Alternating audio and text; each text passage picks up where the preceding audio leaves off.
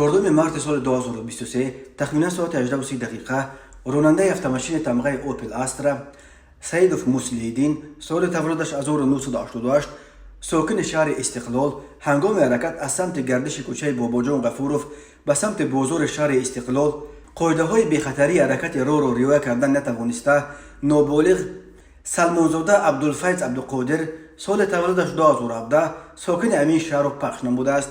در نتیجه نابالغ سلمانزاده جراحت‌های وزن جسمانی برداشته در بیمارخانه به هلاکت رسیده است. از روی این حادثه تفتیشات ادامه دارد.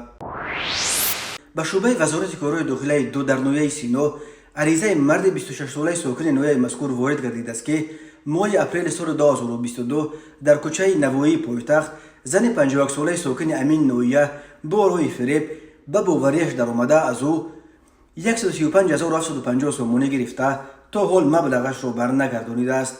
اوید به این حادثه تفتیشات ادامه دارد.